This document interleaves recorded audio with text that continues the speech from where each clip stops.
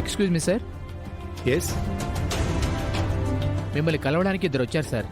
ఎవరు? ఎన్ఎండ్ఎస్ కంపెనీ వాళ్ళు సార్. వాళ్ళు ఎందుకు వచ్చారు? తెలీదు సార్. పంపించు. Sure sir. నమస్కారం జనార్దన్ గారు. నమస్తే, రండి కూర్చోండి.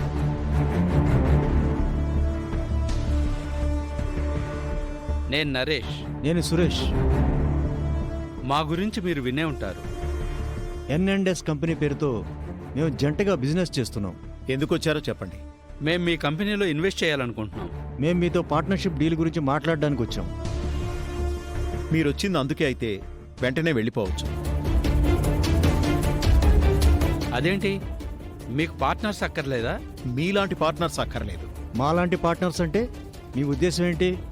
మార్కెట్లో మీకు మంచి పేరు లేదు. మీరు చేసేవన్నీ ఫ్రాడ్ బిజినెస్లు. మాలాంటి గౌరవప్రదమైన కంపెనీ మీలాంటి వాళ్లతో డీల్ చేయదు. వెళ్ళిపోండి. మేము అలాంటి వాళ్ళం కాదు. మీరు మా గురించి తప్పుగా విన్నారు. మీరెలాంటి వాళ్ళో నాకు బాగా తెలుసు. మర్యాదగా వెళ్ళిపోతే మీకే మంచిది. ఆలోచించి మాట్లాడండి జనార్దన్ గారు. మాతో శత్రుత్వం మీకు కూడా మంచిది కాదు.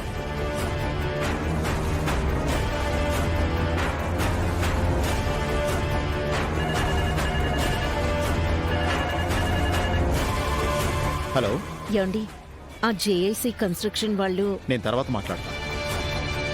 నన్ను కలవడానికి ఇద్దరు వచ్చారు. ఎవరండి? ఎన్ఎండ్ఎస్ కంపెనీ వాళ్ళు మన కంపెనీలో పెట్టుబడులు పెడతారంట. వద్దండి, వాళ్ళ గురించి నేను విన్నాను. వాళ్ళు పెద్ద చీటర్స్. అలాంటి వాళ్ళతో డీల్ పెట్టుకుంటే మనకి చెడ్డ పేరు వస్తుంది. వెంటనే వాళ్ళని పంపించేయండి. ఆ పనే చేస్తున్నాను.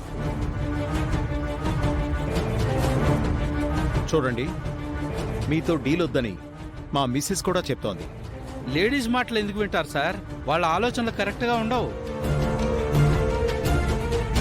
ఆడవాళ్ల మాటలు వింటే మనం ఎదగలేం జనార్దన్ గారు. మీ నిర్ణయం చెప్పండి. నా వైఫ్ నిర్ణయమే నా నిర్ణయం. తను మీతో డీల్ చేయొద్దంది. తన మాటే ఫైనల్.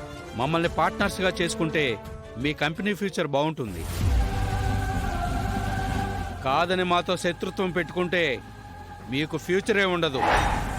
ఏంటి, బెదిరిస్తున్నారా? మంచిగా చెప్తుంటే మీరు వినట్లేదు కదా. మాతో పెట్టుకుంటే మీరు ఇబ్బంది పడతారని ముందే హెచ్చరిస్తున్నాం. పైకి లేవండి.